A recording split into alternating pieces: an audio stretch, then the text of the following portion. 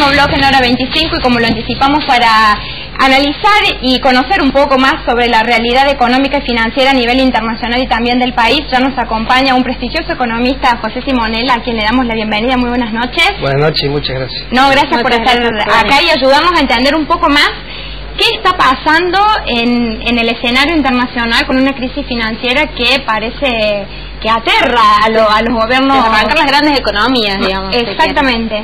¿Cómo repercute en Argentina esto? En Argentina repercute indiscutiblemente. No existe un blindaje. Quienes sostenían esta historia del desacople fracasaron rotundamente. Es imposible quedar desacoplado de lo que pasa en el mundo. Hay honda preocupación por lo que va a pasar en Europa. Fundamentalmente si esto de Grecia se traslada al resto de los países que están complicados como España. De hecho en España han crecido muchísimo los parados, que les dicen ellos, la cantidad de desocupados. Europa tiene un problema serio ya desde hace tiempo, con desocupación, con muy bajo nivel de actividad y con una preocupación de un alto endeudamiento que puede hacer peligrar al sistema financiero. ¿La unificación de la moneda en ese sentido fue un error? Es difícil quedarse sin política monetaria cuando uno tiene economías heterogéneas. Claro.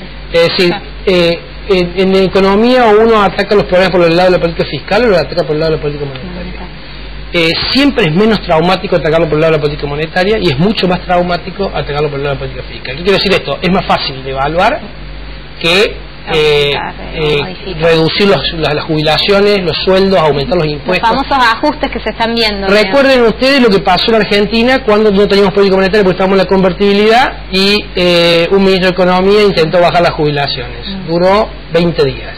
Digamos, esto es tener que aplicar política fiscal. Y en Argentina ya se está sintiendo esto con algunas medidas como las restricciones al dólar, los anuncios que hicieron ayer respecto a los recortes del subsidio del ministro Vudú y Debido. Sí, eso yo creo eso tiene más que ver con los pecados propios que con los con la influencia que venga de la economía internacional. La economía internacional preocupa en lo que tiene que ver con las posibilidades de Argentina de mantener los niveles de actividad o de la industria.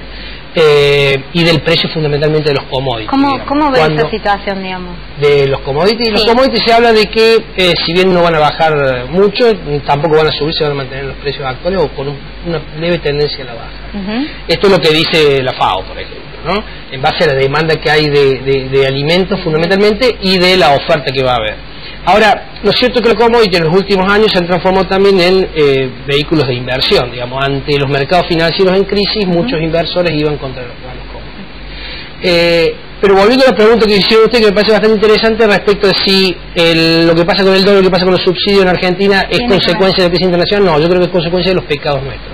Argentina estuvo manteniendo un consumo ficticio que le permitió a la presidenta un triunfo electoral histórico en base a incentivar la demanda, no solamente por el lado de los sueldos, sino también por el lado de que no aumenten los servicios.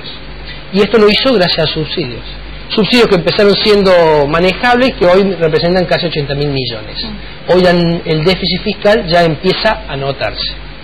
El atraso cambiario, que también fue una de las banderas que le permitió, digamos, el dólar barato, que generó mucho consumo de bienes durables, pues ya empezó también a complicar, y esto hace que hoy el tipo de cambio, que ya ha sido erosionado por la inflación, esta inflación generada por un gasto público exacerbado, ha hecho que el gobierno deba devaluar. Lamentablemente eligió una alternativa poco feliz, digamos, ¿no? Trata de coartar la demanda y fundamentalmente la demanda del público en general. ¿Esta demanda del público en general qué incidencia tiene respecto a la fuga de capitales, digamos, dentro del comparado, por ejemplo, con las industrias, con las empresas, con los grandes compradores de dólares, digamos? Realmente uno podría pensar que la fuga de capitales no está en el mercado minorista, digamos, que compra para refugiarse. En el espíritu de esta normativa está, digamos, quitarle incentivo a la demanda de dólares, porque el argumento es estamos luchando contra los coleros, ¿no? Que buscan dólares baratos en el mercado formal para venderlos en el informal. Eso es verdad y eso sería loable. Lo que pasa es que la medida fue como demasiado exagerada para eso. Y hoy lo cierto es que uno solamente con escuchar la radio se da cuenta de que casi nadie puede acceder a comprar dólares. y hay mucha gente que ha desaparecido por miedo a, digamos, ¿no? Nadie, si bien hay un montón de gente que está dentro de la economía formal, tampoco le gusta tener que irle a explicar a la AFIP por qué quiere comprar $10.000, $5.000, $2.000. ¿Qué impacto puede tener esto respecto a la cotización del dólar? ¿Puede subir, puede bajar y en la inflación? Bueno, el dólar paralelo está hasta 4.70, digamos, antes de esta medida estaba a 4.30, eso es claramente un impacto, digamos. Claramente esto beneficia al mercado paralelo. El mercado paralelo no va a desaparecer, no desapareció en ninguna economía del mundo, nunca.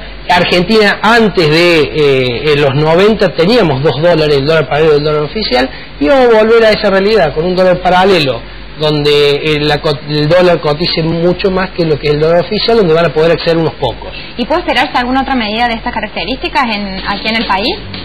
Lo que pasa es que el problema de esto es cómo empieza, uno nunca sabe cómo termina, ¿no? Y cómo lo lee la sociedad. Lo cierto es que el mayor peligro de esto sería que la gente interprete que no queda acá la medida y pueda haber una disminución de los depósitos en dólares, como se observa en una primera instancia, digamos, ¿no? Entonces, sí, en Córdoba, pues ya no estamos en Córdoba, ¿cómo repercute esto? En Córdoba ha disminuido de manera importante la demanda minorista de dólar en el mercado formal. Todavía no hay una repercusión sobre los depósitos del dólar.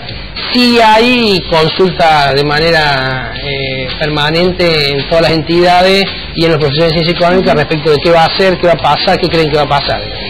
Se habla respecto de vencimientos de deuda de 1,5 millones para la provincia. ¿Cómo se puede manejar esto?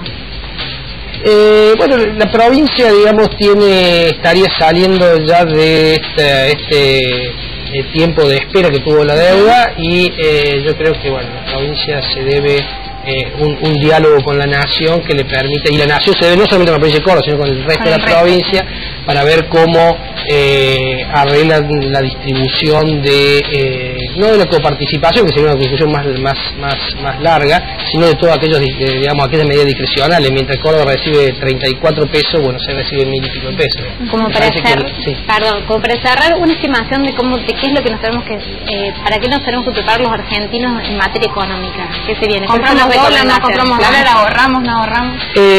Bueno, digamos, la inflación no parece todavía estar como objetivo de que sea reducida, y si uno ve que van a atacar los subsidios, van a tratar de disminuir los subsidios, uno debería esperar una mayor inflación. O sea que hasta ahora no se ve ninguna medida para combatir la inflación, y el subsidio, o sea, más inflación y un tipo de cambio un poco para arriba. Le agradecemos muchísimas gracias por su participación en el programa. Esperemos tenerlo de vuelta. Nos vamos rapidizando. Nos vamos.